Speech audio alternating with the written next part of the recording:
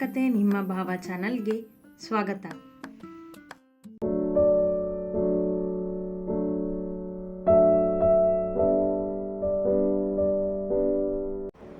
ಸಂಜೆ 7 ಗಂಟೆಯ ಹೊತ್ತಿಗೆ ಆಫೀಸಿನಿಂದ ಗಿರಿಧರ್ ಮನೆಯ ದಾರಿ ಹಿಡಿದಿದ್ದ ಭಾರ್ಗವ್. ಅವರ ಮನೆಗೆ ಹೋಗಲು ಅವನಿಗೆ ಹಿಂಜರಿಕೆ ಏನಿಲ್ಲ. ಎಲ್ಲಿದ್ದರೇನೋ, ಪೂರ್ಣ ಜೊತೆಗಿದ್ದರೆ ಸಾಕೆಂಬಂತೆ ಆಗಿತ್ತಲ್ಲವೇ ಅವನ ಮನಸ್ಥಿತಿ ಈಗ. ಇತ್ತ ಮನೆಯಲ್ಲಿ ಅವ ಬರುವ ದಾರಿಯನ್ನೇ ಕಾಯುತ್ತಾ ಕುಳಿತಿದ್ದಳು ಪೂರ್ಣ. ಅಳಿಯ ಬರುವನೆಂದು ಮನೆಯನ್ನು ಚೊಕ್ಕಟಗೊಳಿಸಿದ್ದರು ವರುಣ. ಎಷ್ಟಾದರೂ ದೊಡ್ಡ ಮನೆಯ ಹುಡುಗ, ಸಿರಿವಂತಿಕೆಯಲ್ಲಿ ಬೆಳೆದವ. ತಮ್ಮ ಚಿಕ್ಕ ಮನೆ ಅವನಿಗೆ ಹೊಂದುವುದೋ ಇಲ್ಲವೋ ಎಂಬ ಸಣ್ಣ ಅಳುಕು ಪೂರ್ಣಳನ್ನೂ ಸೇರಿ ಎಲ್ಲರ ಮನದಲ್ಲೂ ಇತ್ತು. ಅವ ಬರುತ್ತಿದ್ದಂತೆ ಟೀ ಮಾಡಲು ಹಾಲು ತಂದಿಟ್ಟು, ಅಕಸ್ಮಾತ್ ಅವ ಕಾಫಿ ಕೇಳಿದರೆ ಕಾಫಿ ಪುಡಿ ತಂದು, ಅವ ಬರುವಿಕೆಯ ದಾರಿ ಕಾಯುತ್ತಿದ್ದವರ ಕಾಯುವಿಕೆ ಕೊನೆಗೊಳಿಸಲು ಬಂದ ಭಾರ್ಗವ್ 7:15 ಹೊತ್ತಿಗೆ. ಅವನ ಕಾರಿನ ಸದ್ದು ಕೇಳುತ್ತಿದ್ದಂತೆ ಪೂರ್ಣ ಬಾಗಿಲಿಗೆ ಬಂದು ನಿಂತಳು. ಕಾರಿನಿಂದ ಇಳಿದು ಬಾಗಿಲಿಗೆ ಬಂದವನನ್ನು ನೋಡಿದವಳು ಅವನ ಕೈಯಲ್ಲಿದ್ದ ಬ್ಯಾಗ್ ತೆಗೆದುಕೊಂಡಳು ಮೊದಲು. ಅವ ಅವಳನ್ನು ಕಂಡು ಒಳ ಬಂದ ಅವಳ ಜೊತೆಯೇ. ಬಾರಪ್ಪ ಭಾರ್ಗವ್, ತಡ ಆಯ್ತಲ್ಲ, ಕೆಲಸ ಜಾಸ್ತಿ ಇತ್ತೇನು ಕೇಳಿದರು ಲಕ್ಷ್ಮಜ್ಜಿ.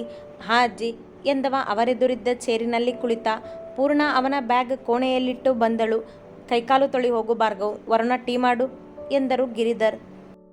ಹಾ ಮಾವ ಎಂದವ ಮೇಲೆದ್ದಾಗ ಪೂರ್ಣ ಅವನನ್ನು ಕರೆದುಕೊಂಡು ಹಿತ್ತಲಿಗೆ ನಡೆದಳು.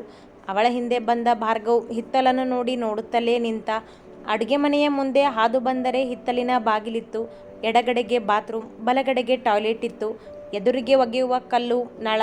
ಆಗಲೇ ಅರ್ಧ ಹಾಳಾಗಿ ಹೋಗಿದ್ದ ನೆಲದ ಕಲ್ಲನ್ನು ನೋಡಿ ಭಾರ್ಗವ್ ಮುಖದ ಭಾವವೇ ಬದಲಾಯಿತು. ಅದೇ ಮೊದಲು ಅವ ಅವರ ಮನೆಯನ್ನು ಪೂರ್ತಿ ನೋಡಿದ್ದು. ಇಲ್ಲಿ ಬಕೆಟ್ನಲ್ಲಿ ನೀರಿದೆ ನೋಡಿ ಎಂದಳು ಪೂರ್ಣ. ಅವ ಅವಳ ಮಾತಿನತ್ತ ಗಮನ ಕೊಡದೆ ಬಾತ್ರೂಮ್ ನೋಡುತ್ತಾ ನಿಂತಿದ್ದ. ಚಿಕ್ಕ ಬಾಗಿಲು, ಒಳಗಡೆಗೆ ಒಂದು ಬಕೆಟ್, ಚೊಂಬು ಬಿಟ್ಟರೆ ಬೇರೇನಿಲ್ಲ. ಭಾರ್ಗವ್, ಏನಾಯಿತು, ಏನಾದರೂ ಬೇಕಿತ್ತಾ ಎಂದು ಕೇಳಿದಳು ಅವ ವಿಚಿತ್ರ ನೋಡಿದಂತೆ ನೋಡುತ್ತಿರುವುದನ್ನು ಕಂಡು. ಏನಿಲ್ಲ ಎಂದವ ಮುಂದೆ ಹೆಜ್ಜೆ ಇಟ್ಟು ಬಕೆಟ್ನಲ್ಲಿದ್ದ ನೀರು ತೆಗೆದುಕೊಂಡು ಮುಖ ತೊಳೆದ. ಅಷ್ಟರಲ್ಲಿ ಪೂರ್ಣ ಟವೆಲ್ ಹಿಡಿದು ಬಂದಳು. ಅವಳ ಕೈಯಲ್ಲಿದ್ದ ಟವಲ್ ನೋಡಿದವನೇ, ಅಮ್ಮ ಹೇಳಿದ್ರು ನನ್ನ ಬಟ್ಟೆನ ತಗೊಂಡು ಬಂದಿದ್ಯಾ ಅಂತ. ಟವಲ್ ತಂದಿಲ್ವಾ ಕೇಳಿದ ಆ ಟವೆಲ್ ಹಿಡಿಯದೆ. ಇಲ್ಲ, ನಾನು ನಿಮ್ಮ ಬಟ್ಟೆ ಅಷ್ಟೇ ತಂದಿದ್ದು. ಚಿನ್ನ ನನಗೆ ಆರಿಸ್ಕೊಟ್ಟಿದ್ದು ಬಟ್ಟೆನ ಎಂದಳು. ಅವನ ಈ ಸಣ್ಣ ಸಣ್ಣ ರೂಢಿಗಳ ಬಗ್ಗೆ ಇನ್ನೂ ಅಷ್ಟೊಂದು ತಿಳಿದಿಲ್ಲ ಅವಳು. ಇದು ಯಾರ್ದು ಕೇಳಿದವ ಮತ್ತೊಬ್ಬರ ವಸ್ತು ಮುಟ್ಟಲಾರ. ಇದು ಯಾರದ್ದೂ ಅಲ್ಲ, ಮನೆಗೆ ಬರೋ ಗೆಸ್ಟ್ಗೆ ಅಂತ ಕಬೋರ್ಡ್ನಲ್ಲಿ ಇಟ್ಟಿರೋದು ಎಂದಳು. ಅಂದರೆ ಮನೆಗೆ ಬರೋ ಎಲ್ಲರೂ ಇದೇ ಟವಲ್ ಉಪಯೋಗಿಸ್ತಾರಾ ಮುಖ ಕಿವುಚಿ ಕೇಳಿದ. ಅವನ ಮುಖ ನೋಡಿ ಅರಿತವಳು ಕೈಕಟ್ಟಿ ನಿಂತು, ಇದನ್ನು ಪ್ರತಿ ಬಾರಿನೂ ತೊಳೆದು ಹಾಕಿ ಕಬೋರ್ಡ್ನಲ್ಲಿ ಇಟ್ಟಿರ್ತೀವಿ ಎಂದಳು. ನನಗೆ ಈ ಟವಲ್ ಬೇಡ ಎಂದ ಮಕ್ಕಳಂತೆ. ಮತ್ತೆ ಮುಖ ಹೇಗೆ ಒರೆಸ್ಕೋತೀರಾ ಕೇಳಿದಳು ಬೇರಿಸುತ್ತ. ಅವ ತಡ ಮಾಡದೆ ಅವಳ ಸೆರಗಿಗೆ ಕೈ ಹಾಕಿ ತನ್ನ ಮುಖ ಒರೆಸಿದ. ಸೆರಗಿನಿಂದ ಅವನಿಂದ ಬಿಡಿಸಿಕೊಳ್ಳಲಾಗದೆ ಪೂರ್ಣ ಅವನನ್ನೇ ನೋಡಿದಳು. ಸೆರಗು ಬಿಟ್ಟು ನಿಂತವ ಹೀಗೆ ಎಂದ. ಮಾತನಾಡದಾದ ಪೂರ್ಣ ಬನ್ನಿ ಒಳಗೆ ಎಂದು ಒಳ ಬಂದಳು. ಭಾರ್ಗವ್ ಅವಳ ಹಿಂದೆ ಬಂದು ಹಾಲ್ನಲ್ಲಿ ಕುಳಿತ. ಲಕ್ಷ್ಮಜ್ಜಿ ಟಿವಿಯಲ್ಲಿ ಧಾರಾವಾಹಿ ನೋಡುತ್ತಿದ್ದರು. ನಿಮಿಷಗಳಲ್ಲಿ ವರುಣ ಟೀ ಮಾಡಿ ಪೂರ್ಣಳ ಕೈಗೆ ಕೊಟ್ಟರು. ಪೂರ್ಣ ಹೊರಬಂದು ಭಾರ್ಗವನ್ಗೆ ಕೊಟ್ಟಳು. ಟೀ ಕುಡಿಯುತ್ತಾ ಕುಳಿತವನಿಗೆ ಹೊಸ ಪ್ರಪಂಚಕ್ಕೆ ಕಾಲಿಟ್ಟಂತಾಗಿತ್ತು. ಬಾವ, ನಿಮಗೇನಾದರೂ ಬೇಜಾರಾಗಿದ್ರೆ ಹೇಳಿ, ನಾವು ಹೊರಗಡೆ ಹೋಗಿ ಬರೋಣ. ಈ ಅಜ್ಜಿ ಟಿವಿನ ಯಾರಿಗೂ ನೋಡೋದಕ್ಕೆ ಕೊಡೋದಿಲ್ಲ ಎಂದ ಜಗ್ಗು ಲಕ್ಷ್ಮಜ್ಜಿಯನ್ನು ರೇಗಿಸುತ್ತ. ಹಾಗೇನಿಲ್ಲ ಜಗ್ಗು, ನಾನು ಹೆಚ್ಚಾಗಿ ಟಿವಿ ನೋಡೋದಿಲ್ಲ, ನನಗೆ ಸ್ವಲ್ಪ ಕೆಲಸ ಇದೆ ಎಂದ. ಏಯ್, ಯಾಕೋ ನನ್ನನ್ನೇ ಆಡ್ಕೋತೀಯಾ ಗದರಿತು ಲಕ್ಷ್ಮಜ್ಜಿ ಜಗ್ಗುವಿಗೆ. ಮತ್ತಿನೇನು, ಯಾವಾಗಲೂ ಈ ಧಾರಾವಾಹಿನೇ ನೋಡ್ತಿರ್ತೀಯ ಎಂದನವ. ನೀನು ಬುಕ್ಸ್ ನೋಡೋದಿಲ್ವಾ, ಹಾಗೆ ನಾನು. ಭಾರ್ಗವ್, ಅವರಿಬ್ಬರು ಈ ರೇಗ್ಸೋ ಜಗಳ ಪ್ರತಿದಿನ ಇದ್ದಿದ್ದೆ. ನೀನು ಆ ಕೋಣೆಯಲ್ಲಿ ಕೆಲಸ ಮಾಡು, ನಿನಗೆ ತೊಂದರೆ ಆಗೋದಿಲ್ಲ ಎಂದರು ಗಿರಿಧರ್. ಸರಿ ಮಾವ ಎಂದವ ಟೀ ಕಪ್ ಪೂರ್ಣಳ ಕೈಗೆ ಕೊಟ್ಟು ಕೋಣೆಗೆ ನಡೆದ. ಟೀ ಕಪ್ ಅಡುಗೆ ಮನೆಯಲ್ಲಿಟ್ಟು ಪೂರ್ಣ ಅವನ ಹಿಂದೆಯೇ ಕೋಣೆಗೆ ಬಂದಳು. ಅವ ಕೋಣೆ ನೋಡುತ್ತಾ ನಿಂತಿದ್ದ. ಒಂದು ಮೂಲೆಯಲ್ಲಿ ಹಾಸಿಗೆಯನ್ನು ಹೊಂದಿಸಿ ಇಟ್ಟಿದ್ದರು. ಇಟ್ಟಿದ್ದ ಕಟ್ಟಿಗೆಯ ಕಬೋರ್ಡ್ ಇನ್ನೊಂದು ಮೂಲೆಯಲ್ಲಿತ್ತು. ನೆಲಕ್ಕೆ ಹಾಸಿಗೆ ಹಾಸಿದರೆ ಅಂಟಿಕೊಂಡು 4 ಜನ ಮಲಗಬಹುದಿತ್ತು. ಅಷ್ಟು ಚಿಕ್ಕ ಕೋಣೆ ಅದು. ಅವ ಎಲ್ಲವನ್ನೂ ಗಮನಿಸುತ್ತಿದ್ದದ್ದನ್ನು ನೋಡಿದ ಪೂರ್ಣ, ಏನು ನೋಡ್ತಿದ್ದೀರಾ ಎಂದಳು ಅವನ ಮುಂದೆ ಬಂದು. ಇಲ್ಲಿ ಎಲ್ಲಿ ಕೆಲಸ ಮಾಡೋದು ನಾನು ಪೆಚ್ಚಾಗಿ ಕೇಳಿದ. ಅವಳು ಪಟಪಟನೆ ಮೂಲೆಯಲ್ಲಿದ್ದ ಚಾಪೆ ಹಿಡಿದು ನೆಲಕ್ಕೆ ಹಾಸಿ, ಇಲ್ಲಿ ಎಂದಳು ಅವನಿಗೆ ತೋರಿಸುತ್ತ. ನೆಲದ ಮೇಲೆನಾ ಕೇಳಿದ ಅಚ್ಚರಿಯಿಂದ. ಯಾಕೆ, ನೆಲದ ಮೇಲೆ ಕುತ್ಕೊಳ್ಳೋಕ್ಕೆ ಆಗೋದಿಲ್ವಾ ನಿಮಗೆ ವಯಸ್ಸಾಗಿದೆನಾ? ಅಣಕಿಸಿದಳು ಬೇಕೆಂದೇ ಅವನಿಗೆ. ಅವಳ ಮನೆಗೆ ಹೊಂದಿಕೊಳ್ಳುವ ಅವನ ಒದ್ದಾಟ ಅರ್ಥವಾಗಿದ್ದರೂ ಕಾಡುತ್ತಿದ್ದಳು ಅವನನ್ನು. ಏಯ್ ನಿಮ್ಮಜ್ಜಿ ಎಂದು ಜೋರು ಮಾಡುತ್ತಿದ್ದವನ ತುಟಿಗೆ ತಕ್ಷಣ ಕೈಯಿಟ್ಟು, ನಿಧಾನ, ಎಲ್ಲರೂ ಇದ್ದಾರೆ ಎಂದಳು. ಅವ ತನ್ನ ಸನಿಹವಿದ್ದ ಅವಳ ಕಣ್ಣನ್ನೇ ದಿಟ್ಟಿಸಿದ ಪ್ರೀತಿಯಿಂದ. ತಕ್ಷಣ ಕೈ ಹಿಂತೆಗೆದಳು ಪೂರ್ಣ. ಇಲ್ಲಿ ಬೇರೆ ಟೇಬಲ್ ಅಂತ ಏನೂ ಇಲ್ಲ ಎಂದಳು. ಇರಲಿ ಬಿಡು ಎಂದವ ಅಲ್ಲೇ ಇಟ್ಟಿದ್ದ ತನ್ನ ಬ್ಯಾಗ್ ಹಿಡಿದು ಹಾಸಿದ್ದ ಚಾಪೆಯ ಮೇಲೆ ಕುಳಿತ. ಏನೋ ಹೊಸ ಅನುಭವ ಅವನಿಗೆ, ಜೊತೆಗೆ ಹೊಂದಿಕೊಳ್ಳಲು ಆಗದೆ ಒದ್ದಾಟ. ಅತ್ತಿತ್ತ ನೋಡುತ್ತಾ ಕುಳಿತುಕೊಳ್ಳಲು ಒದ್ದಾಡುತ್ತಾ ಲ್ಯಾಪ್ಟಾಪ್ ಹಿಡಿದವ ಕೆಲಸ ಶುರು ಮಾಡಿದ. ಪೂರ್ಣ ಅವನನ್ನೇ ನೋಡುತ್ತಾ ತುಸು ನಕ್ಕಳು. ಯಾಕೆ ನಗ್ತಿದೀಯಾ ಕೇಳಿದ ಅವ ತಲೆ ಎತ್ತಿ ಅವಳನ್ನೇ ನೋಡುತ್ತಾ. ಮೈಸೂರಿನ ಕಿಂಗ್ ಭಾರ್ಗವ್ ಶರ್ಮಾ ಅವ ಹೇಳುವಂತೆಯೇ ಗತ್ತಿನಿಂದ ಹೇಳಿದವಳು ಅವ ಹಾಗೆ ಕುಳಿತಿದ್ದನ್ನು ನೋಡಿ ಅಣಕಿಸಿದಳು. ನನ್ನನ್ನು ನೋಡಿ ಅಣಕಿಸಿದೀಯಾ ಕೇಳಿದ ತುಸು ಕೋಪದಿಂದ. ಇಲ್ಲಪ್ಪ ಹಾಗೇನಿಲ್ಲ ರಾಗವಾಗಿ ಎಂದವಳು. ನೀವು ಕೆಲಸ ಮಾಡಿ, ನಾನು ಅಡುಗೆ ಮಾಡೋದಕ್ಕೆ ಅಮ್ಮನಿಗೆ ಸಹಾಯ ಮಾಡ್ತೀನಿ ಎಂದು ಅಡುಗೆ ಮನೆಗೆ ನಡೆದಳು. ಅಬ್ಬಾ, ಅಮ್ಮ ಅಡ್ಜಸ್ಟ್ ಮಾಡ್ಕೊ ಅಂತ ಹೇಳಿದ್ದು ಯಾಕೆ ಅನ್ನೋದು ಈಗ ಅರ್ಥ ಆಯಿತು ನನಗೆ. ತನ್ನಲ್ಲೇ ಗೊಣಗಿದವ ಕೆಲಸ ಮಾಡುತ್ತಾ ಕುಳಿತ. ಸಮಯ ಸಾಗಿತು. ಆಯುಷ್ಗೆ ಕರೆ ಮಾಡಿ ಮಾತನಾಡಿದ. ತನ್ನ ಕೆಲಸ ಮುಗಿಸಿದ. ಅಷ್ಟರಲ್ಲಿ ಅಡುಗೆಯೂ ತಯಾರಾಗಿತ್ತು. ಜಗ್ಗು ಬಂದು ಊಟಕ್ಕೆ ಕರೆದ. ಆಗ ಹೊರಬಂದ ಭಾರ್ಗವ್ ಕೋಣೆಯಿಂದ. ಹಾಲ್ನಲ್ಲಿ ಎಲ್ಲ ಅಡುಗೆ ಪಾತ್ರಗಳನ್ನು ತಂದಿಟ್ಟಿದ್ದರು ವರುಣ ಮತ್ತು ಪೂರ್ಣ. ಭಾರ್ಗವನಿಗೆಂದೇ ಚಾಪೆ ಹಾಸಿ ಅಲ್ಲಿಯೇ ಕುಳಿತುಕೊಳ್ಳುವಂತೆ ಹೇಳಿದರು ಗಿರಿಧರ್. ವರುಣ ಎಲ್ಲರ ತಟ್ಟೆಗೂ ಮೊದಲು ಪಲ್ಯ ಬಡಿಸಿ ಚಪಾತಿ ಇಟ್ಟು ಅಳಿಯನಿಗೆಂದೇ ಮಾಡಿದ್ದ ಶಾವಿಗೆ ಪಾಯಸ ಬಟ್ಟಲಿಗೆ ಹಾಕಿಟ್ಟರು. ಅತ್ತೆ, ನನಗೆ ಸ್ವೀಟ್ ಬೇಡ ಎಂದ ಭಾರ್ಗವ್ ತನ್ನ ಮುಂದೆ ಪಾಯಸದ ಬಟ್ಟಲು ಹಿಡಿದಾಗ. ಅಯ್ಯೋ, ನಿನಗೋಸ್ಕರನೇ ಮಾಡಿದ್ದು, ಬೇಡ ಅಂದರೆ ಹೇಗಪ್ಪ, ಸ್ವಲ್ಪ ತಿನ್ನು ಎಂದರು ಲಕ್ಷ್ಮಜ್ಜಿ. ಬೇಡ ಅಜ್ಜಿ ಎಂದನವ. ಪೂರ್ಣ ಏನೋ ನೆನಪಾದಂತಾಗಿ ಮೇಲೆದ್ದು ಅಡುಗೆ ಮನೆಗೆ ನಡೆದು ಲಡ್ಡು ಇದ್ದ ಡಬ್ಬಿ ಹಿಡಿದು ಬಂದು ಅವನ ತಟ್ಟೆಗೆ ಲಡ್ಡು ಇಡುತ್ತಾ, ಅವರಿಗೆ ಈ ಲಡ್ಡು ಇಷ್ಟ ಎಂದಳು. ಅವನೇ ಹೇಳಿದ್ದನಲ್ಲ ಅವಳಿಗೆ ಲಡ್ಡು ಮಾಡೆಂದು. ಪೂರ್ಣ ಹಿಂದಿನ ದಿನ ಅಂಗಡಿಯಲ್ಲಿ ಮಾಡಿಟ್ಟಿದ್ದ ಲಡ್ಡು ತರಿಸಿದ್ದಳು ಅವನಿಗೆಂದೇ. ತಾನಾಡಿದ್ದ ಮಾತು ನೆನಪಾಯಿತು ಭಾರ್ಗವನಿಗೆ. ಓ, ಈಗ ಗೊತ್ತಾಯಿತು ಪಾಯಸ ಯಾಕೆ ಬೇಡ ಅಂತ ಎಂದ ಜಗ್ಗು. ಸ್ವಲ್ಪ ಪಾಯಸ ತಿನ್ನು ಭಾರ್ಗವ್ ಎಂದ ವರುಣ. ಬಟ್ಟಲು ತುಂಬ ಹಾಕಿದ್ದ ಪಾಯಸ ಅರ್ಧ ತೆಗೆದುಕೊಟ್ಟರು. ಭಾರ್ಗವ್ ಪೂರ್ಣಳ ಮುಖ ನೋಡಿದ. ಏನಾದರೂ ಸಹಾಯ ಮಾಡುವಳೇನೋ ಎಂದು. ಅವಳು ಅವನತ್ತ ತಿರುಗಿ ನೋಡದೆ ಅವನ ತಟ್ಟೆಗೆ ತಾನೇ ಮಾಡಿದ್ದ ಎಣ್ಣೆ ಹಾಕದ ಚಪಾತಿ ಇಟ್ಟಳು. ಬೇರೆ ದಾರಿಯೇ ಇರಲಿಲ್ಲ ಭಾರ್ಗವನಿಗೆ ತಿನ್ನದೆ. ಊಟ ಮಾಡು ಭಾರ್ಗವ್ ವರುಣ ಎಂದಾಗ ಮೊದಲು ಲಡ್ಡುವನ್ನೇ ಬಾಯಿಗಿಟ್ಟ. ಎಲ್ಲರೂ ಮಾತನಾಡುತ್ತಾ ಲಕ್ಷ್ಮಜ್ಜಿ, ಜಗ್ಗು, ಪೂರ್ಣ ಒಬ್ಬರಿಗೊಬ್ಬರು ಛೇಡಿಸುತ್ತಾ ಊಟ ಮಾಡಿದರು. ಚಪಾತಿಯ ನಂತರ ಪಾಯಸ ತಿಂದ ಭಾರ್ಗವನಿಗೆ ಹೊಟ್ಟೆಯಲ್ಲಿ ಅನ್ನಕ್ಕೆ ಜಾಗವಿಲ್ಲ ಎನ್ನಿಸಿತ್ತು. ಊಟದಲ್ಲಿ ಅತಿ ನಿಯಂತ್ರಣ ಅವನದ್ದು. ಆಸೆಪಟ್ಟು ಹೆಚ್ಚು ತಿನ್ನುವವನಲ್ಲ. ಅದೇ ಡ್ರಿಂಕ್ಸ್ ವಿಷಯಕ್ಕೆ ಈ ನಿಯಮಗಳಿಲ್ಲ. ಅತ್ತೆ, ಅನ್ನ ಬೇಡ ನನಗೆ ಎಂದ. ಅಯ್ಯೋ, ಅನ್ನ ಬೇಡ ಅಂದರೆ ಹೇಗೆ? ಚಪಾತಿಗೆ ಹೊಟ್ಟೆ ತುಂಬಿಡ್ತಾ ನಿನಗೆ? ಸ್ವಲ್ಪ ಅನ್ನ ಊಟ ಮಾಡು ಲಕ್ಷ್ಮಜ್ಜಿ ಎಂದಾಗ ವರುಣ ಅನ್ನ ಬಡಿಸಿದರು. ಅವ 2 ತುತ್ತೆಂದರೆ 4 ತುತ್ತಾಗುವಷ್ಟು ಅವನ ತಟ್ಟೆಗೆ ಬಿದ್ದಿದ್ದು. ನಿಧಾನವಾಗಿಯೇ ಊಟ ಮುಗಿಸಿದವ ಬೇಸರವಿಲ್ಲದೆ ಹೊಟ್ಟೆ ತುಂಬಿಸಿಕೊಂಡ. ಊಟದ ನಂತರ ಹಾಲ್ನಲ್ಲಿ ಕುಳಿತು ಮತ್ತೆ ಸ್ವಲ್ಪ ಹೊತ್ತು ಮಾತನಾಡಿದರು ಎಲ್ಲರೂ. ಹೊಟ್ಟೆ ತುಂಬ ಊಟ ಮಾಡಿದ್ದಕ್ಕೆ ಭಾರ್ಗವ್ ಕೇಳಿ 1 ಗ್ಲಾಸ್ ಬಿಸಿ ನೀರು ಕುಡಿದ. ನಂತರ ಮಲಗುವ ಸಮಯವಾದಾಗ ಕೋಣೆ ಸೇರಿದ. ಪೂರ್ಣ ವರುಣ ಜೊತೆ ಅಡುಗೆ ಮನೆ ಸ್ವಚ್ಛಗೊಳಿಸುವಾಗ, ಪೂರ್ಣ ಇದನ್ನೆಲ್ಲ ನಾನು ಮಾಡ್ತೀನಿ, ನೀನು ಹೋಗು, ಭಾರ್ಗವ್ನಿಗೆ ಹಾಸಿಗೆ ಅಣಿ ಮಾಡು ಎಂದಾಗ ಅವಳು ಕೋಣೆಗೆ ಬಂದಳು. ಭಾರ್ಗವ್ ಆ ಚಿಕ್ಕ ಕೋಣೆಯಲ್ಲಿ ಹೇಗೆ ಎಲ್ಲಿ ಮಲಗುವುದೆಂದು ಯೋಚಿಸುತ್ತಾ ನಿಂತಿದ್ದ. ಕೋಣೆಗೆ ಬಂದ ಪೂರ್ಣ ಅರ್ಧ ಬಾಗಿಲು ಮುಚ್ಚಿ ಅಲ್ಲೇ ಇದ್ದ ಹತ್ತಿಯ ಹಾಸಿಗೆಯನ್ನು ನೆಲಕ್ಕೆ ಹಾಸಿದಳು. ಅದರ ಮೇಲೆ ಬೆಡ್ಶೀಟ್ ಹಾಕಿ ದಿಂಬಿಟ್ಟು ಮಲ್ಕೊಳ್ಳಿ ಎಂದಳು ನೋಡುತ್ತಾ ನಿಂತಿದ್ದವನಿಗೆ.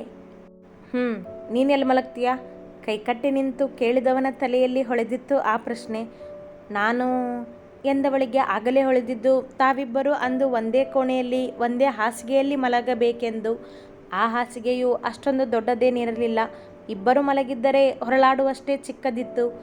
ಅದು ನಾನು ತಡವರಿಸಿದವಳಿಗೆ ಉತ್ತರಿಸಲಾಗಲಿಲ್ಲ. ಅವಳ ಕಳವಳ ಅರಿತ ಭಾರ್ಗವ್ ಒಳಗೊಳಗೆ ನಕ್ಕು ಅವಳೇನು ಮಾಡುವಳೋ ಕಾದು ನೋಡಿದರಾಯಿತೆಂದುಕೊಂಡ. ನನಗೆ ನನ್ನ ಬಟ್ಟೆ ಕೊಡು, ಹಾಗೆ ನೀನು ಸ್ವಲ್ಪ ಹೊರಗಡೆ ಹೋಗು, ನಾನು ಬಟ್ಟೆ ಬದಲಾಯಿಸಬೇಕು ಎಂದ. ಸರಿ ಎಂದವಳು ಬ್ಯಾಗಿನಿಂದ ಅವನ ಬಟ್ಟೆ ತೆಗೆದುಕೊಟ್ಟು, ಅಯ್ಯೋ ನಾನು ಇವನ ಜೊತೆ ಒಂದೇ ಹಾಸಿಗೆಯಲ್ಲಿ ಮಲಗಬೇಕಾ ಎಂದು ಬೆಚ್ಚಿ ಬೀಳುತ್ತಾ ಕೋಣೆಯಿಂದ ಹೊರಬಂದಳು. ವರುಣ ಇನ್ನೂ ಅಡುಗೆ ಮನೆಯಲ್ಲೇ ಇದ್ದರು. ಅವರ ಬಳಿ ಬಂದವಳು, ಅಮ್ಮ ಇವತ್ತು ನಾನು ನಿನ್ನ ಜೊತೆನೇ ಮಲಗ್ತೀನಿ ಅಮ್ಮ ಎಂದಳು ಬಂದ ಇಕ್ಕಟ್ಟಿನಿಂದ ಪಾರಾಗಲು. ಅಂದರೆ ಭಾರ್ಗವ್ ಒಬ್ಬನೇ ಮಲಗಬೇಕಾ ಕೋಣೆಯಲ್ಲಿ? ಏನೂ ಬೇಡ, ನೀನು ಅವನ ಜೊತೆನೇ ಮಲಗು. ಹೊಸದಾಗಿ ಮದುವೆ ಆಗಿದ್ದೀರಾ, ಮೊನ್ನೆ ಅಷ್ಟೆಲ್ಲ ರಾಮಾಯಣ ಆಗಿದೆ. ಈಗ ಇಬ್ಬರು ಬೇರೆ ಬೇರೆ ಮಲಗಿದ್ರೆ ನಿಮ್ಮ ಅಪ್ಪ ಅಜ್ಜಿ ಏನಾದರೂ ಅಂತಾರೆ ಎಂದರು ಸೂಕ್ಷ್ಮವಾಗಿ. ಅದು ಹಾಗಲ್ಲ ಅಮ್ಮ ಎಂದು ಅವರಿಗೆ ಮತ್ತೇನೋ ಹೇಳಬೇಕೆನ್ನುವಷ್ಟರಲ್ಲಿ ನನಗೆ ಏನೂ ಹೇಳಬೇಡ, ಸುಮ್ಮನೆ ಮಲಗು ಹೋಗು ಎಂದವರು ಕೆಲಸ ಮುಗಿಸಿ ಹೊರಬಂದರು. ಮತ್ತೇನೂ ಮಾಡಲಾಗದೆ ಪೂರ್ಣ ತನ್ನ ಕೋಣೆಗೆ ಕಾಲಿಟ್ಟಳು. ಭಾರ್ಗವ್ ಆಗಲೇ ನೈಟ್ ಪ್ಯಾಂಟ್ ಟೀ ಶರ್ಟ್ ತೊಟ್ಟು ನೆಲಕ್ಕೆ ಹಾಸಿದ್ದ ಹಾಸಿಗೆಯಲ್ಲಿ ಕುಳಿತಿದ್ದ. ಹೇಗೆ ಮಲಗುವುದೆಂದು ಯೋಚಿಸುತ್ತಾ ಕೋಣೆಯ ಒಳ ಬಂದ ಪೂರ್ಣ ಬಾಗಿಲು ಹಾಕಿ ಚಿಲಕ ಹಾಕಿದವಳೆ ಭಾರ್ಗವನತ್ತ ನೋಡಿದಳು ಉಗುಳು ನುಂಗಿ. ಏಯ್ ಶುಗರ್ಲೆಸ್, ಹೇಗೆ ಮಲಗೋದು ಇಲ್ಲಿ ಎಂದು ಕೇಳಿದವ ಮಲಗಲಾಗದೆ ಒದ್ದಾಡುತ್ತಿದ್ದ. ಹೇಗೆ ಮಲಗೋದು ಅಂದರೆ ಪ್ರತಿದಿನ ನಿಮ್ಮ ಮನೆಯಲ್ಲಿ ಹೇಗೆ ಮಲಗ್ತಿದ್ರೋ ಹಾಗೆ, ಆದರೆ ಈಗ ನಾನೆಲ್ಲಿ ಮಲಗೋದು ಅವನನ್ನೇ ಕೇಳಿದಳು ಮೆತ್ತನೆಯ ಧ್ವನಿಯಲ್ಲಿ. ಓ ಹೌದಲ್ವಾ, ಮೇಡಮ್ಗೆ ಇಲ್ಲಿ ಬೇರೆ ಕೋಣೆನೇ ಇಲ್ಲ ಮಲಗೋದಕ್ಕೆ. ಹೊಸದಾಗಿ ಮದುವೆ ಆಗಿರೋ ಜೋಡಿ ಬೇರೆ ಒಂದೇ ಕೋಣೆಯಲ್ಲಿ ಮಲಗಬೇಕು. ನಾವಿಬ್ಬರು ಬೇರೆ ಬೇರೆ ಕೋಣೆಯಲ್ಲಿ ಮಲಗೋದು ಇಲ್ಲಿಗೆ ಗೊತ್ತಿಲ್ಲ. ಈಗ ಪೂರ್ಣ ಮಹೇಶ್ವರಿಯವರು ಎಲ್ಲಿ ಹೇಗೆ ಮಲಗ್ತಾರೋ? ಅಣಕಿಸಿದ ಅವಳನ್ನು ಬೇಕೆಂದೇ. ಅವಳ ಚಡಪಡಿಕೆ ಅವನಿಗೆ ಅರ್ಥವಾಗಿತ್ತು. ತನ್ನ ಪ್ರೀತಿ ಎಂಬ ಹಳ್ಳಕ್ಕೆ ಅವಳನ್ನು ಬೀಳಿಸಲು ಅವನಿಗೆ ಸಿಕ್ಕ ದಾರಿಯಾದರೂ ಅವಳನ್ನು ಕಾಡದೇ ಇರುವವನಲ್ಲ. ನೋಡು, ನೀನು ನಾವಿಬ್ಬರು ಒಂದೇ ಕೋಣೆಯಲ್ಲಿದ್ದೇವೆ ಅಂತ ಅಡ್ವಾಂಟೇಜ್ ತಗೊಳ್ಳೋ ಹಾಗಿಲ್ಲ ಎಂದಳು ಮಗುವಂತೆ. ಹಲೋ ಪೂರ್ಣ ಮೇಡಮ್, ಇಲ್ಲಿ ನನಗೆ ಉಸಿರಾಡೋದಕ್ಕೂ ಕಷ್ಟ ಆಗ್ತಿದೆ, ಅಂಥದ್ರಲ್ಲಿ ಅಡ್ವಾಂಟೇಜ್ ಅಂತೆ ಎಂದ ಅವಳನ್ನೇ ನೋಡುತ್ತಾ. ನಮ್ಮ ಅಪ್ಪನ ಮನೆ ನಿಮಗೆ ಉಸಿರಾಡೋದಕ್ಕೂ ಕಷ್ಟನಾ ಗದರಿಸಿ ಕೇಳಿದಳು. ಹಾಗಲ್ಲ ಕಣೆ ನಾನು ಹೇಳಿದ್ದು, ನನಗೆ ಈ ರೀತಿ ನೆಲದ ಮೇಲೆ ಇಷ್ಟು ಚಿಕ್ಕ ಹಾಸಿಗೆಯಲ್ಲಿ ಮಲಗಿ ರೂಢಿ ಇಲ್ಲ ಎಂದ ತಾಳ್ಮೆಯಿಂದ. ಹಾಂ ಗೊತ್ತು, ಆದರೆ ಬೇರೆ ದಾರಿ ಇಲ್ವಲ್ಲ ಎಂದವಳು ನಿಂತೇ ಇದ್ದಳು ಇನ್ನೂ ಬೆರಳುಗಳಲ್ಲಿ ಗಂಟು ಹಾಕುತ್ತಾ. ಅವಳ ಭಯ ಅರಿತ ಭಾರ್ಗವ್, ನನ್ನಿಂದ ನಿನಗೆ ಏನೂ ತೊಂದರೆ ಆಗೋದಿಲ್ವೇ ಪೂರ್ಣ, ನೀನು ಇಲ್ಲೇ ಮಲಗಬಹುದು ಕಣ್ಣಲ್ಲೇ ಹಾಸಿಗೆ ತೋರಿಸುತ್ತಾ ಪ್ರೀತಿಯಿಂದ ಎಂದ. ಅವನ ಪ್ರೀತಿಗೆ ಸೋತವಳಿಗೆ ಅವನ ಮೇಲೆ ನಂಬಿಕೆ ಮೊದಲಿಂದಲೂ ಇದೆ. ಸರಿ ಮಲ್ಕೊಳ್ಳಿ, ಏನು ಮಾಡೋದು, ಬೇರೆ ದಾರಿ ಇಲ್ವಲ್ಲ ಎನ್ನುತ್ತಾ ಫ್ಯಾನಿನ ಬಟನ್ ಒತ್ತಿ ಉರಿಯುತ್ತಿದ್ದ ಲೈಟ್ ಆರಿಸಿ ಸಣ್ಣಗೆ ಬೆಳಗುವ ಲೈಟ್ ಹಚ್ಚಿ ಬಂದು ಹಾಸಿಗೆಯ ಬಳಿ ನಿಂತಳು. ಭಾರ್ಗವ್ ದಿಂಬಿಗೆ ತಲೆಯಿಟ್ಟು ನಿಂತವಳನ್ನೇ ನೋಡಿದ. ಮುದ್ದಾಗಿ ಕಂಡಿತು ಹುಡುಗಿ. ಅವಳ ಪಕ್ಕದಲ್ಲಿ ಮೊದಲನೇ ಬಾರಿ ಮಲಗಲು ಅವನ ಮನದಲ್ಲೂ ಸಣ್ಣ ಆತಂಕವಿತ್ತು, ತುಸು ನಾಚಿಕೆಯೂ ಇತ್ತು. ಆದರೂ ತೋರಿಸಿಕೊಳ್ಳದ ಗರ್ವಿ ಅವ. ಅವಳು ಅಂಜುತ್ತಲೇ ಅವನ ಪಕ್ಕದಲ್ಲಿ ನಾಚಿಕೆಯಿಂದಲೇ ಹಾಸಿಗೆಯ ತುದಿಗೆ ಮಲಗಿದಳು ಸೂರು ನೋಡುತ್ತಾ. ಇಬ್ಬರ ಎದೆ ಬಡಿತ ತಾಳ ತಪ್ಪಿತ್ತು. ಭಾರ್ಗವನಿಗೂ ಅವಳತ್ತ ಮುಖ ತಿರುಗಿಸಲಾಗಲಿಲ್ಲ ನಾಚಿಕೆಗೆ. ಪೂರ್ಣಳಿಗಂತೂ ಉಸಿರಾಟವೂ ಏರುಪೇರಾಗಿತ್ತು ಅವನ ಸನಿಹಕ್ಕೆ. ಹೊರಳಿದರೆ ಎಲ್ಲಿ ಒಬ್ಬರಿಗೊಬ್ಬರು ತಾಕುವರೋ ಎಂಬಂತೆ ಹೊರಳಾಡದೆ ಮಲಗಿದ್ದರು ಕೆಲವು ನಿಮಿಷ. ಆದರೆ ಮೆತ್ತನೆಯ ಹಾಸಿಗೆಯಲ್ಲಿ ಎಸಿಯ ತಂಪಿನಲ್ಲಿ ಸುಖವಾಗಿ ಮಲಗುವವನಿಗೆ ಆ ಸಣ್ಣಗೆ ತಿರುಗುವ ಫ್ಯಾನ್ ಗಾಳಿಗೆ ಗುಯ್ ಎನ್ನುವ ಸೊಳ್ಳೆಯ ಸದ್ದಿಗೆ ನಿದ್ದೆ ಬರುವುದೇ? 10 ನಿಮಿಷ ಕಳೆದಾಗ ಸಣ್ಣದಾಗಿ ಹೊರಳಾಡಿದ ಭಾರ್ಗವ್ ಸೊಳ್ಳೆ ಮುಖದ ಮುಂದೆ ಹಾರಿತೆಂದು. ಅವನ ಕೈ ಪೂರ್ಣಳ ಕಿವಿಗೆ ತಾಗಿತು. ಅವ ತನ್ನನ್ನು ಸ್ಪರ್ಶಿಸಿದರೆ ಎಂದು ಯೋಚಿಸುತ್ತಲೇ ಇದ್ದವಳು ಅವನ ಕೈ ತಾಗಿದಾಗ ತಕ್ಷಣ ಎದ್ದು ಕುಳಿತು, ನೋಡಿ ನೀವು ಏನೂ ಮಾಡೋದಿಲ್ಲ ಅಂತ ಹೇಳಿದಿರಾ ಎಂದಳು ಅವನಿಗೆ ಬೆರಳು ತೋರಿಸುತ್ತಾ. ಅವಳ ಮಾತಿಗೆ ಎದ್ದು ಕುಳಿತ ಭಾರ್ಗವ್, ಇಡಿಯಟ್, ನನಗೆ ಮಲಗೋಕ್ಕಾಗ್ತಿಲ್ಲ ಅಂತ ನಾನು ಒದ್ದಾಡ್ತಿದ್ರೆ ನಿನ್ನ ಯೋಚನೆನೇ ಬೇರೆ ಇದೆಯಲ್ಲ. ಭಾರ್ಗವ್ ಶರ್ಮಾ ಕಣೆ ನಾನು, ನಿನ್ನನ್ನು ಮುಟ್ಟೋದಕ್ಕೆ ಈ ಥರ ಟ್ರಿಕ್ಸ್ ಎಲ್ಲ ಮಾಡೋದಿಲ್ಲ ಎಂದ. ಪಿಳಿ ಪಿಳಿ ಕಣ್ಣು ಬಿಡುತ್ತಾ ಅವನನ್ನೇ ನೋಡಿತು ಹುಡುಗಿ, ತಾನೇ ಅತಿಯಾಗಿ ಯೋಚಿಸುತ್ತಿರುವಳೆಂದುಕೊಂಡು. ನನಗೆ ಈ ಫ್ಯಾನ್ ಗಾಳಿಗೆ ನಿದ್ದೆ ಬರ್ತಿಲ್ಲ, ಜೊತೆಯಲ್ಲಿ ಸೊಳ್ಳೆ ಬೇರೆ ಎಂದ ಮುಖದ ಮುಂದೆ ಹಾರಾಡುತ್ತಿದ್ದ ಸೊಳ್ಳೆಗೆ ಕೈ ಬೀಸುತ್ತಾ. ಹೌದಲ್ವಾ, ನಿಮಗೆ ಎಸಿ ಕೆಳಗೆ ಮಲಗೆ ಅಭ್ಯಾಸ, ಇಲ್ಲಿ ಫ್ಯಾನ್. ಸೊಳ್ಳೆ ಓಡಿಸ್ಬೇಕು ಅಂದರೆ ಸೊಳ್ಳೆ ಬತ್ತಿ ಹಚ್ಚಬೇಕು, ಅದನ್ನು ಹಚ್ಚಿದರೆ ನಿಮಗೆ ರೋಗ ಎನ್ನುತ್ತಾ ಅವನನ್ನೇ ನೋಡಿದಳಷ್ಟೇ. ಅವ ಕಿರುಗಣ್ಣಿನಲ್ಲಿ ಅವಳನ್ನೇ ನೋಡಿದ. ರೋಗ ಎಂದಿದ್ದಕ್ಕೆ ಅವನ ನೋಟ ಅರಿತವಳು, ಅಲ್ಲ ಅದು ನಿಮಗೆ ಅಲರ್ಜಿ ಆಗುತ್ತಲ್ಲ, ಅದಕ್ಕೆ ಸೊಳ್ಳೆ ಬತ್ತಿನೂ ಹಚ್ಚೋಕ್ಕೆ ಆಗೋದಿಲ್ಲ ಅಂತ ಹೇಳಿದೆ ಮೆತ್ತಗೆ ಎಂದಳು. ಈಗೇನು ಮಾಡೋದು ಅದನ್ನು ಹೇಳು ಮೊದಲು ಎಂದ ಹಾರಾಡುತ್ತಿದ್ದ ಸೊಳ್ಳೆಯನ್ನು ಕೈಯಲ್ಲೇ ಓಡಿಸುತ್ತಾ. ಏನು ಮಾಡೋದು ಅಂದರೆ ಹೊದಿಕೆ ಹೊದ್ದು ಮಲಗೋದು ಎನ್ನುತ್ತಾ ಕಾಲಿನ ಬಳಿ ಇದ್ದ ಹೊದಿಕೆ ಹಿಡಿದು ಅವನ ಎದೆಯವರೆಗೂ ಎಳೆದು ಹೊದಿಸಿದಳು. ನಿನಗೆ ಕೇಳಿದನವ ಕಾಳಜಿಯಿಂದ. ನನಗೆ ಬೇಡ, ಸೆರಗನ್ನೇ ಹೊತ್ಕೋತೀನಿ ಎನ್ನುತ್ತಾ ಸೆರಗಿನಿಂದ ಕೈಗಳನ್ನು ಮುಚ್ಚಿ ಎದೆಯ ಮೇಲೆ ಹರಡಿಕೊಂಡು ಮಲಗಿದಳು. ಅದೆಲ್ಲ ಏನೂ ಬೇಡ, ಇದರಲ್ಲೇ ಅಡ್ಜಸ್ಟ್ ಮಾಡ್ಕೊಳ್ಳೋಣ ಎಂದವ ತನ್ನ ಮೇಲಿದ್ದ ಹೊದಿಕೆಯನ್ನು ಅವಳಿಗೂ ಹೊದಿಸಿದ. ಹೊದಿಕೆಯು ಇಬ್ಬರೂ ಹೊದ್ದುಕೊಳ್ಳುವಷ್ಟು ದೊಡ್ಡದಾಗಿಯೇ ಇತ್ತು. ಪೂರ್ಣಳ ಎದೆ ಬಡಿತ ಮತ್ತೆ ತಾಳ ತಪ್ಪಿತು. ಉಸಿರೆತ್ತದೇ ಮಲಗಿದ್ದಳು ಹಾಗೆಯೇ. ಅವನಿಗೂ ಮನದಲ್ಲಿ ಸಣ್ಣ ಚಡಪಡಿಕೆ ಇತ್ತು. ಆದರೆ ನಿಮಿಷ ಕಳೆಯಲಿಲ್ಲ, ಮತ್ತೆ ಮುಖದ ಮುಂದೆ ಸೊಳ್ಳೆ ಹಾರಾಡಲು ಶುರು ಮಾಡಿದವು. ಈ ಬಾರಿ ಪೂರ್ಣಳನ್ನು ಕೇಳದೆ ಹೊದಿಕೆಯನ್ನು ಮುಖದ ತುಂಬ ಹೊದ್ದು ಮಲಗಿದ ಭಾರ್ಗವ್. ಅವ ಹೊದಿಕೆ ಮೇಲೆಳೆದ ಮೇಲೆ ಅದು ಪೂರ್ಣಳ ಮುಖವನ್ನು ಮುಚ್ಚುವುದಲ್ಲ, ಅವಳು ಅವನಂತೆ ಮುಖದ ತುಂಬ ಹೊದ್ದಳು. ಏಯ್ ಶುಗರ್ಲೆಸ್, ಹೇಗೆ ಮಲಗ್ತೀರಾ ನೀವಿಲ್ಲಿ? ಕೇಳಿದವ ತನ್ನ ಸುಂದರ ಮಡದಿಯ ಜೊತೆ ಒಂದೇ ಹೊದಿಕೆಯಲ್ಲೇ ಬಂದಿಯಾಗಿದ್ದ. ಈಗ ನೀವು ಹೇಗೆ ಮಲಗಿದಿರೋ ಹಾಗೆ ನಾವು ಮಲಗ್ತೀವಿ ಎಂದಳು ಅವನತ್ತ ತಿರುಗಿ ಮಲಗಿ. ನಮ್ಮ ಮನೆಯಲ್ಲಿ ನನ್ನ ಜೊತೆ ನನ್ನ ರೂಮಲ್ಲಿ ಮಲಗೋದಕ್ಕೆ ನಿನ್ನೆ ನನಗೆ ಕಂಡೀಷನ್ ಹಾಕಿದೆ. ಈಗ ನೋಡಿದ್ರೆ ಒಂದೇ ರೂಮಲ್ಲಿ, ಒಂದೇ ಬೆಡ್ನಲ್ಲಿ, ಒಂದೇ ಹೊದಿಕೆ ಹೊದ್ದು ಮಲಗಿದೀಯಾ ನನ್ನ ಜೊತೆ ಎಂದು ಅವಳತ್ತ ತಿರುಗಿದವನಿಗೆ ಕಾಲಿಗೆ ಸೊಳ್ಳೆ ಕಚ್ಚಿತೆಂದು ಅಮ್ಮ ಎನ್ನುತ್ತಾ ಕೊಂಚ ಹೊರಳಿದ ಅವಳತ್ತ ಅಷ್ಟೇ. ಅರಿವಿಲ್ಲದೆ ಅವನ ತುಟಿಗಳು ಅವಳ ತುಟಿಗೆ ಸ್ಪರ್ಶಿಸಿದವು. ಮೈಯೆಲ್ಲ ವಿದ್ಯುತ್ ಸಂಚಾರ ಅವಳಿಗೆ ಅವನ ತುಟಿಗಳ ಸ್ಪರ್ಶಕ್ಕೆ. ಅವನದೇ ಕೂಡ ಜೋರಾಗಿ ಬಡಿದುಕೊಳ್ಳಲು ಶುರುವಿಟ್ಟಿತು. ಇಬ್ಬರ ಕಣ್ಣುಗಳು ಒಬ್ಬರನ್ನೊಬ್ಬರು ನೋಡಲು ಬೆಚ್ಚಿದವು. ಇಬ್ಬರ ಮೈಯೆಲ್ಲ ರೋಮಾಂಚನ. ಅದು ಸೊಳ್ಳೆ, ತಡವರಿಸಿದ ಭಾರ್ಗವ್.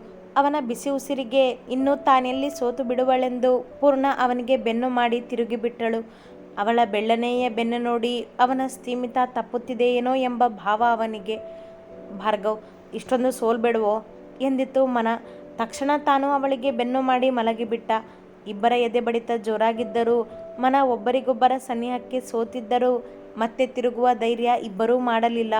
ಇಬ್ಬರೂ ಪ್ರೀತಿಯ ತೊಳಲಾಟದಲ್ಲಿ ಎಷ್ಟೋ ಹೊತ್ತಿನ ನಂತರ ನಿದ್ದೆಗೆ ಜಾರಿದ್ದರು.